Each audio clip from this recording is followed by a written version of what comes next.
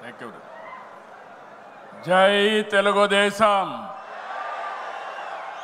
జై తెలుగుదేశం, జై తెలుగుదేశం. జోహార్ ఎన్టీఆర్, జోహార్ ఎన్టీఆర్, జోహార్ ఎన్టీఆర్. వేదిక పైన, వేదిక ముందర ఆసీనులైనటువంటి నాకు ప్రాణ సమానమైనటువంటి తెలుగుదేశం పార్టీ కుటుంబ సభ్యులందరికీ స్వాగతం, సుస్వాగతం. పత్రికా విలేకరులకి మనస్ఫూర్తిగా స్వాగతం. దేశంలో అనేక రాజకీయ పార్టీలు ఉన్నాయి, కానీ మహానాడుల వేలాది మంది ప్రతినిధులతో మంచి చెడులు, విధానాలు, ఆలోచనలు చర్చించుకునే ఏకైక పార్టీ తెలుగుదేశం. ప్రతిపక్షంలో ఉన్న, అధికారంలో ఉన్న మహానాడు అంటే అదే జోరు, అదే హోరు. మీ ఉత్సాహం చూస్తే నా మనసు ఉప్పొంగుతా ఉందని చెప్పి తెలియజేస్తున్నా. రాయలసీమలో మహానాడు అంటే తిరుపతిగా ఉండేది. ఇప్పుడు తొలిసారి దేవుని కడపలో, అది కూడా కూటమి ప్రభుత్వం ఏర్పాటైన తర్వాత తొలి మహానాడు కడపలో ఏర్పాటు చేసుకుంటున్నాం. ఈరోజు కడప గడ్డపై జరుగుతున్న ఈ మహానాడు చూస్తే ఎన్నికలై ఏడాది జరుగుతున్నా మీలో ఆ కసి, ఉత్సాహం, ఉద్వేగం ఏమాత్రం తగ్గలేదు. నేను చాలా మహానాడు చూశాను. దగ్గర దగ్గర మనం చూస్తే 34 మహానాడులు మనం జరుపుకున్నాం. 2 మహానాడులు డిజిటల్గా జరిగాయి. అయితే ఈసారి కడపలో, దేవుని గడపలో జరిగే మహానాడు ఒక చరిత్ర సృష్టించబోతుంది. సువర్ణాక్షరాలతో ఆంధ్రదేశ రాష్ట్ర ఆర్థిక పరిస్థితి ఒక దశ దిశ నిర్దేశిస్తుందని చెప్పి తెలియజేసుకున్నా. ఈరోజు చల్లని వాతావరణం. అన్ని మహానాడులంటే చాలా వేడివేడిగా ఉండేది, ఎండలు ఎక్కువ ఉండేటివి. ఒక ప్రశాంతమైన వాతావరణంలో, ఆహ్లాదకరమైన వాతావరణంలో ఈరోజు కడపలో మహానాడు జరుగుతూ ఉంది. ఉమ్మడి కడప జిల్లాలో 10 స్థానాలకు గాను 7 స్థానాలు గెలిచాం. మన సత్తా చాటాం. ఈసారి ఇంకొంచెం కష్టపడితే 10కి 10 మనమే స్వీప్ చేస్తాం. రాయలసీమ ప్రజలు అద్భుత చైతన్యంతో ఈసారి ఇచ్చిన తీర్పును గౌరవిస్తూ వారికి ధన్యవాదాలు తెలపడానికి కడపలో మహానాడు పెట్టాలని నిర్ణయించాం. ఈ మహానాడును మీరు చూస్తే బ్రహ్మాండంగా చేసిన నాయకులకు, కార్యకర్తలకు మనస్ఫూర్తిగా అభినందనలు, కృతజ్ఞతలు. 2024 ఎన్నికల్లో పార్టీ సాధించిన విజయం అసామాన్యం. 93% స్ట్రైక్ రేట్, 57% పైన ఓటు షేర్తో కొత్త చరిత్రను సృష్టించాం. ఇది ముమ్మాటికి కారణం పసుపు సైనికులే. ఇక్కడుండే మీ నాయకత్వమే కారణమని మీ అందరికీ విజ్ఞప్తి చేస్తున్నాం. మీరు చేసిన పోరాటాలే నేటి అధికారం, మీ త్యాగాలే నేటి ఈ స్థానం. ఇది కాకుండా సమయానుకూలం మనం ఎప్పటికప్పుడు స్ట్రాటజీ కూడా ఆలోచించినప్పుడు జనసేన, బీజేపీ పొత్తు పెట్టుకుని ఎన్డీఏ ఏర్పాటు చేసుకున్నాం. దానివల్ల కూడా ఈరోజు ఈ మహా విజయానికి దోహదం చేశాయని చెప్పి విజ్ఞప్తి చేస్తున్నా. ఏమీ ఆశించకుండా దశాబ్దాలుగా ప్రతి గ్రామంలో జెండా మోస్తున్న కార్యకర్తల వలనే మనం ఇక్కడున్నాం. నేనే కాదు, ప్రతి ఎమ్మెల్యే, ప్రతి ఎంపీ, ప్రతి మంత్రి గుర్తించుకోవాలి. 43 ఏళ్ల ప్రస్థానంలో దేశంలో ఏ పార్టీ ఎదుర్కొన్నటువంటి సంక్షోభాలు పార్టీ ఎదుర్కొన్నాం. అయితే పార్టీ పని అయిపోయిందని మాట్లాడిన వాళ్ళు వాళ్ళ పని అయిపోయింది తప్ప పార్టీ మాత్రం ఎప్పుడు ఎక్కడ తిరిగి చూడలేదు.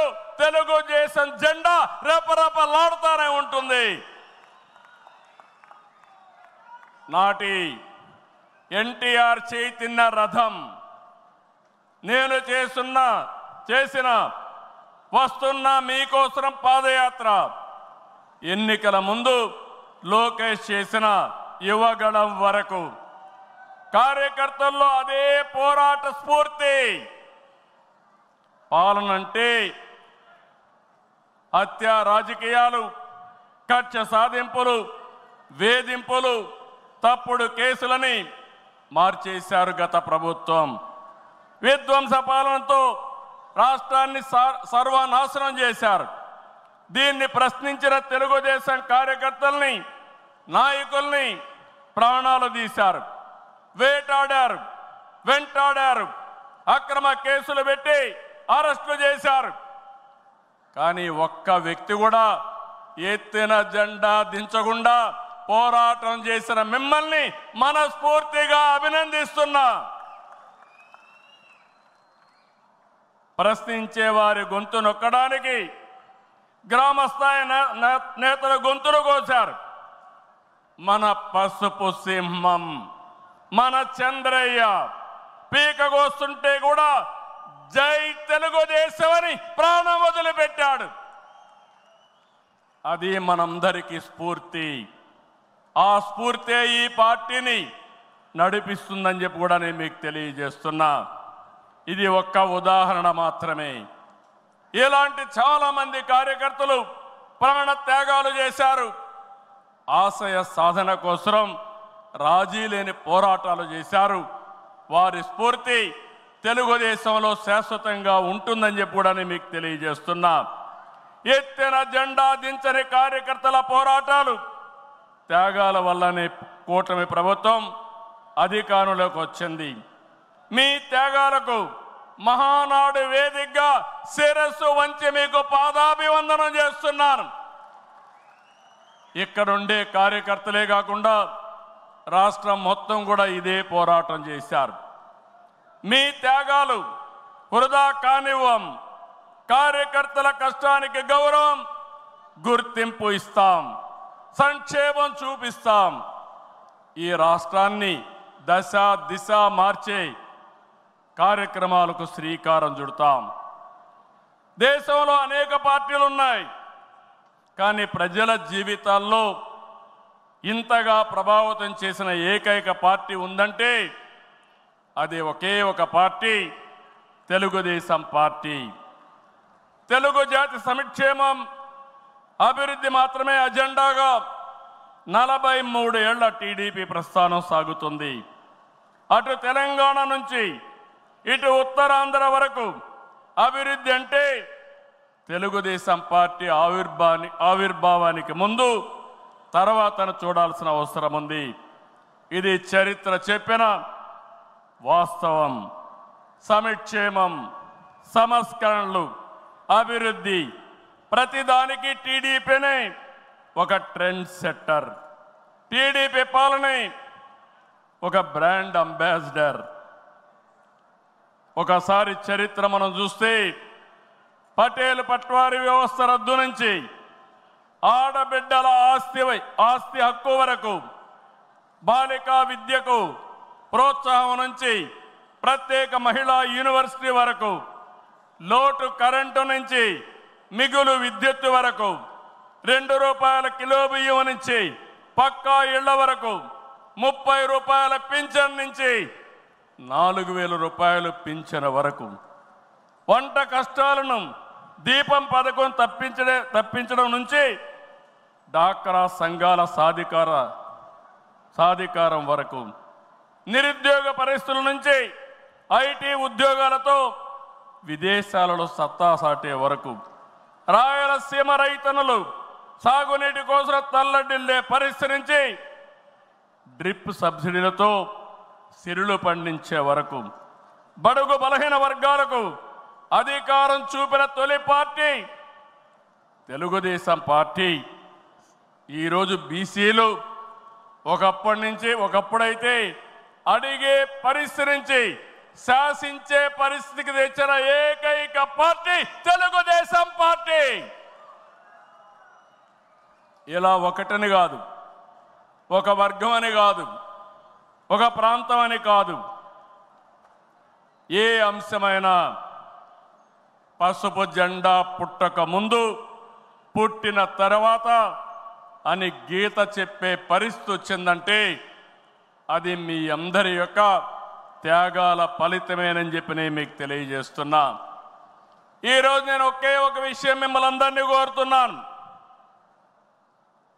మనందరం కూడా రాజకీయ పాఠశాలలో అనునిత్యం విద్యార్థులమే.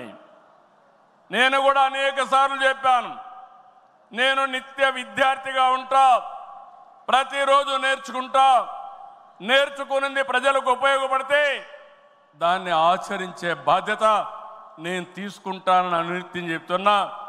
ఈరోజు ఇక్కడ మిమ్మల్ని చూశాను, చాలా ఆనందంగా ఉంది. ఉదయం నుంచి మీ ఉత్సాహం చూస్తే వర్షాలు పడుతున్నాయి. చాలామంది అనుకున్నారు ఎట్లొస్తారంటే మీ దృఢ సంకల్పం వర్షం పడినా వరదలు వచ్చినా ఏం జరిగినా మహానాడు జయప్రదం చేయాలని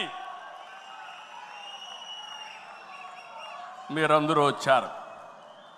ఈ సందర్భంగా ఒకటే నేను ఆశిస్తున్నా, నేను ఒక సైనికుడిని, నిరంతరం పోరాటం చేస్తా. నా శక్తి, నా ఆయుధాలు మీరే. మీరు నేను కలిస్తే ఇంకా అద్దు ఉండదు, ఆకాశమే అద్దుగా ఏ పనైనా చేయగలుగుతాం. సిద్ధమా అని మిమ్మల్ని అడుగుతున్నా. సిద్ధం అంటే చేలు పైకెత్తండి.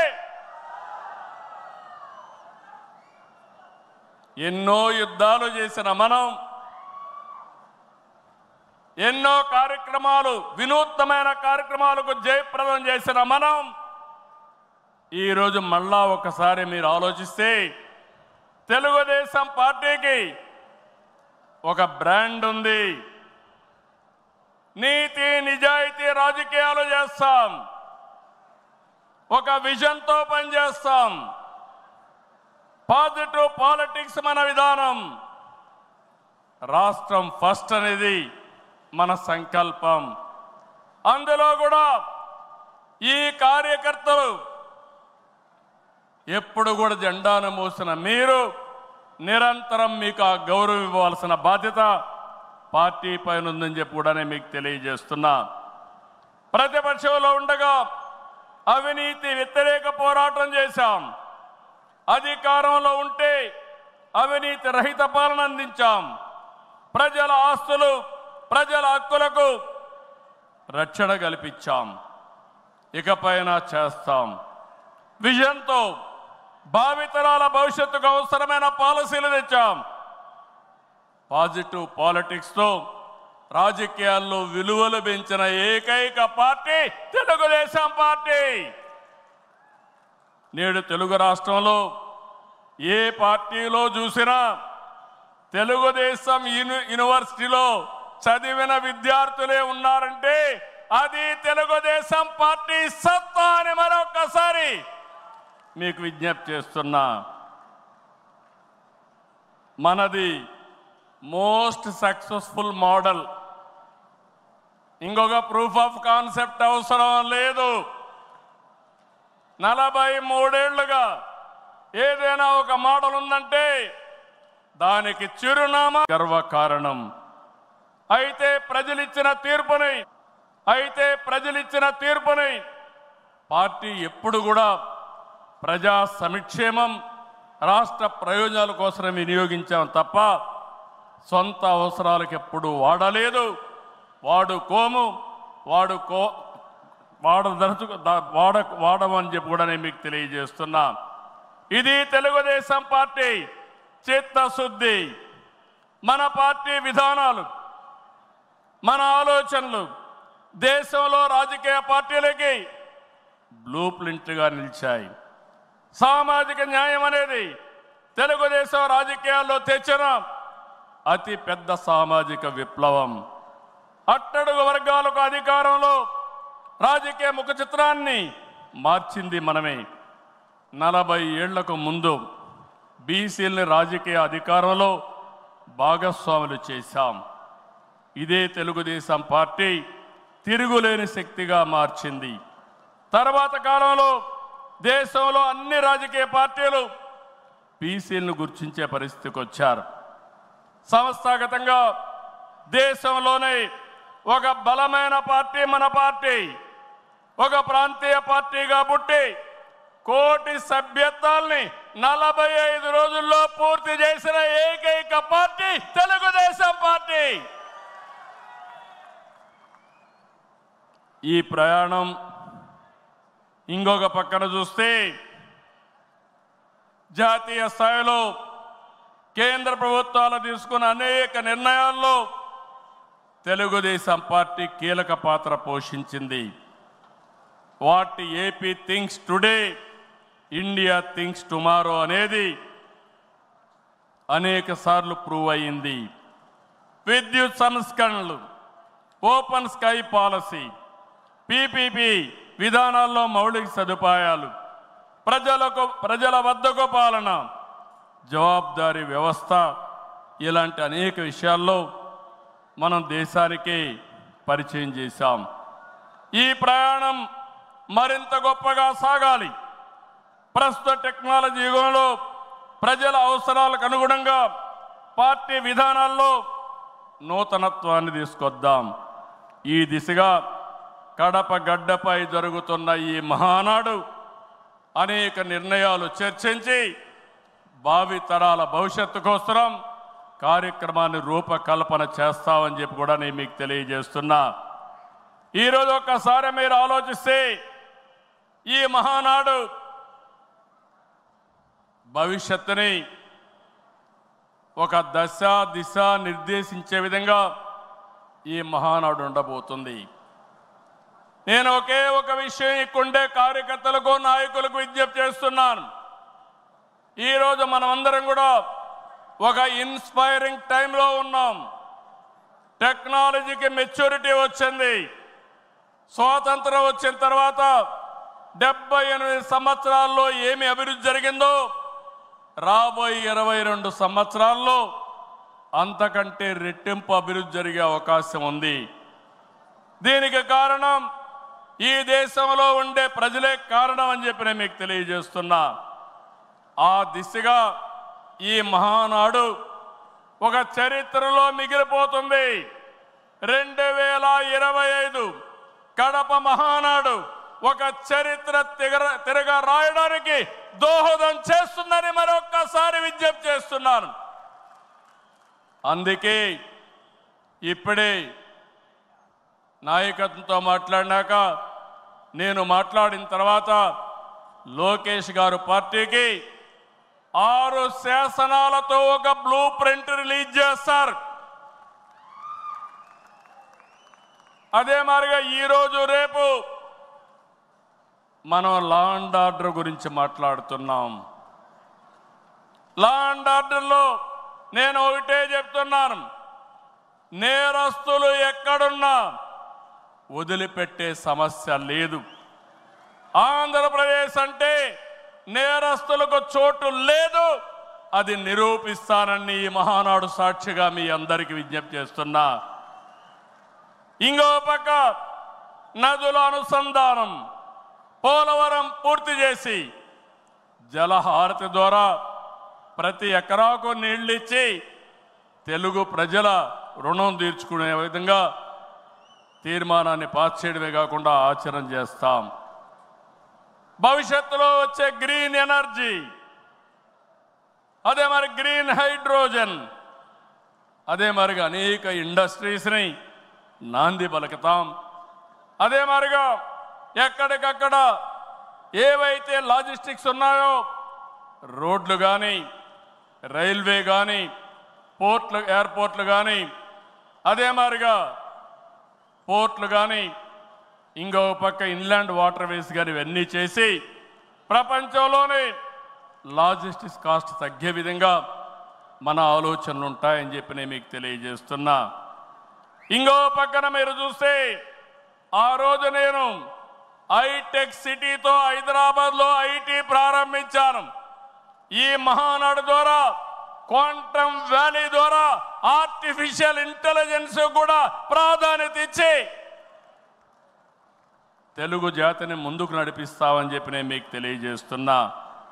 ఇంకో పక్కన ఇటీవలే స్వర్ణాంధ్ర విజన్ డాక్యుమెంట్ తయారు చేశాం. కేంద్రం ప్రధానమంత్రి గారి నాయకత్వంతో వికసిత్ భారత్ తయారు చేస్తే మన రాష్ట్రం విజన్ డాక్యుమెంట్ కింద స్వర్ణాంధ్ర 2047కి తీసుకొచ్చాం. మీరు ఒకసారి చూస్తే 2.4 ట్రిలియన్ యుఎస్ ఎకానమీ ధ్యేయంగా పెట్టుకుని ప్రతి ఒక్కరి ఆదాయం 55 లక్షల రూపాయలు ఉండేట్టుగా దాని కార్యక్రమం రూపకల్పన చేశాం. మన సంకల్పం ఒకటి, వెల్తీ, హెల్తీ, హ్యాపీ సొసైటీ మన విధానం. అందరికీ జీవన ప్రమాణాలు పెరగాలి, జీరో పావర్టీ మన సిద్ధాంతం. 2047కి జీరో పావర్టీ సాధించి దేశానికి ఒక దిశ నిర్దేశిస్తామని చెప్పి నేను మీకు తెలియజేస్తున్నా. ఆ తర్వాత P4 ద్వారా ఆర్థిక అసమానతలు తగ్గించే విధానానికి శ్రీకారం చుడతాం. దానికి కూడా ఈ కడప మహానాడులో చర్చ చేసి ముందుకు తీసుకుపోతాం. అందరూ ఆర్థిక అసమానతలు తగ్గించి ఆరోగ్యంగా, ఆనందంగా ఉండడం మన విధానం అని చెప్పి కూడా నేను మీకు తెలియజేస్తున్నా. ఇలాంటివన్నీ మీరు చేయడానికి రాబోయే 10 సంవత్సరాల్లో రాష్ట్ర ఆర్థిక పరిస్థితే కాదు, మనం అనుకున్న విధానాలన్నీ చేసి ఆటో పైలట్లో పెట్టే బాధ్యత మనదని చెప్పి నేను మీకు తెలియజేస్తూ, అలాంటి మహత్తర కార్యక్రమానికి ఈ కడప వేదిక కావడం, చరిత్రలో చిరస్థాయిగా రాసుకోవడానికి మనం అందరం కూడా ఇక్కడ సమావేశమయ్యాం. దీని ద్వారా ప్రపంచంలోనే తెలుగు జాతి నెంబర్ 1గా ఉండేట్టుగా చేసే బాధ్యత మన అందరిది అని చెప్పి మరొకసారి విజ్ఞప్తి చేస్తున్నా. ఇవన్నీ చేసుకుంటూనే మీరు ఒక్కసారి చరిత్ర కూడా ఒకసారి చూస్తే కొన్ని కీలక అంశాలపై అందరికీ అవగాహన ఉండాలి. రాజకీయ అవినీతిని ప్రజలు పట్టించుకోరని అపోహలున్నాయి, కానీ ఇది నిజం కాదు. అందుకే అవినీతిపై టీడీపీ ఎల్లప్పుడూ పోరాడుతూనే ఉంటుంది. పోరాడాం, మళ్ళీ పోరాడుతూనే ఉంటాం. 4 దశాబ్దాల ప్రయాణంలో అవినీతి పైన రాజీ లేని పోరాటం చేసిన ఏకైక పార్టీ తెలుగుదేశం పార్టీ. ఉమ్మడి రాష్ట్రంలో మీరు ఒకసారి చూస్తే 84లో ప్రజాస్వామ్య పరిరక్షణ ఉద్యమం నుంచి నిన్నటి వరకు విధ్వంస పాలన వరకు మరువలేని పోరాటాలు చేసిన పార్టీ తెలుగుదేశం. ఉమ్మడి రాష్ట్రంలో రాజా ఆఫ్ కరప్షన్ అనే పేరుతో లక్షల కోట్ల అవినీతిపై తెలుగుదేశం పోరాటం నిజమని సిబిఐ వంటి దర్యాప్తు సంస్థలు ఆ తర్వాత తేల్చే పరిస్థితికి వచ్చారు. అది మన క్రెడిబిలిటీ. మనం ఎప్పుడు కూడా ఆరోపణలు చేయం. వాస్తవాల్ని దృష్టిలో పెట్టుకొని ఎవరు ఎక్కడ అవినీతి చేసినా చివరి వరకు పోరాడిన ఏకైక పార్టీ తెలుగుదేశం పార్టీ. హైదరాబాద్లో ఔటర్ రింగ్ రోడ్డు కానీ, వ్యాన్పిక్ సిటీ కానీ, హిందూకి ఇచ్చిన భూములు కానీ, లేపాక్షి భూములు కానీ, ఇలాంటివన్నిటిపైన మనం పోరాడాం. దాని పర్యవసానం తర్వాత ఇన్వెస్టిగేషన్ ఏజెన్సీని ఒప్పుకునే పరిస్థితికి వచ్చారు. ఓబులాపురం ఆక్రమ మైనింగ్పై మనం చేసిన ఉద్యమం నాడు దేశంలోనే ఒక సంచలనం. ఓబులాపురం అక్రమాలు నిజమని 10 ఏళ్ల తర్వాత కోర్టులు కూడా గుర్తించాయి, నిందితులకు శిక్షలు వేశాయి. మనం చేసిన ప్రతి పోరాట ఫలితం నేడు కళ్ళ ముందర కనపడుస్తుంది. అది తెలుగుదేశం ప్రత్యేకతని మరొక్కసారి విజ్ఞప్తి చేస్తున్నా. గతంలో ప్రభుత్వాలు చేసిన అవినీతి ఒక ఎత్తు అయితే వైసీపీ ప్రభుత్వ అక్రమాలు మరొక ఎత్తు. కూటమి ప్రభుత్వం అధికారంలోకి వచ్చిన తర్వాత విధ్వంస పాలకుల స్కాముల లెక్క పెడుతున్నాం. ఇన్వెస్టిగేషన్కి ఆర్డర్లు ఇచ్చాం. తప్పకుండా ఒకటే చెప్తున్నా, ఎవరు అవినీతి చేసినా కక్కిచ్చే బాధ్యత ఎన్డీఏ ప్రభుత్వం తీసుకుంటామని మీ అందరికీ విజ్ఞప్తి చేస్తున్నా. అదే మాదిరిగా ఎన్నికల్లో మనల్ని గెలిపించి అవినీతి పాలకుల్ని ప్రజలు తరిమేశారు. అక్రమార్కుల్ని శిక్షించే బాధ్యతలు మనకిచ్చారు. ప్రజా సంపద దోపిడీ చేసిన వారిని, గాడి తప్పిన నాయకుల్ని, అధికారుల్ని ఉపేక్షించే సమస్య లేదు. తప్పు చేసిన వారికి ఆలస్యం కావచ్చేమో కానీ శిక్ష తప్పదని మరొకసారి ఈ సందర్భంగా విజ్ఞప్తి చేస్తున్నా. మనం అధికారం చేపట్టి ఏడాది అయింది. ఏడాది కింద రాష్ట్రంలో సంక్షోభం, ఉద్యమ స్ఫూర్తితో, అద్భుత చైతన్యంతో ప్రజలు పట్టం కట్టారు. ప్రజలు ఇచ్చిన అధికారాన్ని బాధ్యతగా స్వీకరించాం. ప్రతిరోజు ప్రతి గంట ప్రజల కోసమే పనిచేస్తున్నాం. ఒక మంచి ఆలోచనలు మీ అందరితో కలిసి ఈరోజు ఈ కార్యక్రమానికి శ్రీకారం చుట్టాం. అనుభవంతో, ఆలోచనతో, కేంద్ర సహకారంతో కూటమి ప్రభుత్వం బీజేపీ జనసేన సమన్వయంతో ఒక్కొక్క ఇటుక పేర్చుతూ రాష్ట్రాన్ని నిలబడుతున్నాం. 1947లో దేశానికి స్వాతంత్రం వచ్చిన తర్వాత దేశ ప్రజలకు స్వేచ్ఛ వచ్చింది.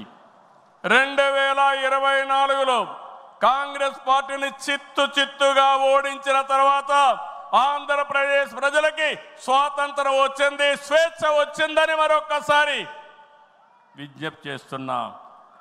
అయితే ఈరోజు మనం ఒక్క విషయం గుర్తుపెట్టుకోవాలి. ప్రజల్లో అశాంతి పోయింది. ఎవరు ఏం చేస్తారో అని అలజడిపోయింది. కూటమి పాలనతో ప్రజలకు స్వేచ్ఛ వచ్చింది. నేడు ప్రతి ఒక్కరు కూడా భద్రతతో, భరోసాతో బతికే పరిస్థితి వచ్చింది. ఎన్నికల ఫలితాలతో చీకటి తొలగిపోయింది. భవిష్యత్తు పైన ఆశలు పెరిగాయి, యాస్పిరేషన్స్ పెరిగాయి. మన కోట్లిచ్చి గెలిపించారు. తిరిగి వారి జీవితాలు బాగు చేస్తామని మన మీద ఆశలు పెట్టుకునే పరిస్థితికి వచ్చారు. అందుకనే మీరు ఒక్కసారి చూస్తే రోడ్లు, మౌలిక సదుపాయాలు, వ్యాపారాలు, పెట్టుబడులు, ఉపాధి, ఉద్యోగాలు, నోటిఫికేషన్తో అనేక కార్యక్రమాలకు శ్రీకారం చుట్టాం. 64 లక్షల మందికి 4,000, 6,000, 10,000, 15,000 రూపాయలు పింఛనిచ్చే ఏకైక రాష్ట్రం భారతదేశంలో ఆంధ్రప్రదేశ్ రాష్ట్రం. ఏటా 33,000 కోట్ల రూపాయలు నేరుగా పేదల సేవలో మొదటి తారీఖున పేదలకు అందించే ఏకైక పార్టీ తెలుగుదేశం పార్టీ. అన్నా క్యాంటీన్ ద్వారా పేదవాడి ఆకలి తీరుస్తున్నాం. దీపం పథకంతో 1 కోటి మంది లబ్ధిదారులకి 3 సిలిండర్లు సంవత్సరానికి ఇస్తున్నాం. ఉచిత ఇసుక, మత్స్యకారుల సేవలో ఆర్థిక సహాయం, అర్చకులు, ఇమాములు, మౌజములు, అదే మాదిరిగా పాస్టర్లకు గౌరవ వేతనాలు పెంచాం. ప్రజల్ని భూతమలా పీడిస్తున్నటువంటి ల్యాండ్ గ్రాబింగ్ యాక్ట్ని రద్దు చేశాం. డిఎస్సి నోటిఫికేషన్ ఇచ్చాం. మొదటి సంతకం పెట్టాం. మళ్ళీ స్కూళ్ళు తెరిచే లోపల అందరికీ ఉద్యోగాలు ఇచ్చే బాధ్యత మనం తీసుకున్నాం. ఇది నెరవేరుస్తున్నామని చెప్పి కూడా నేను మీకు తెలియజేస్తున్నా. ఇదే కాదు, మళ్ళీ పారిశ్రామికవేత్తల్లో నమ్మకాన్ని కల్పించి పెట్టుబడులు తీసుకొస్తున్నాం.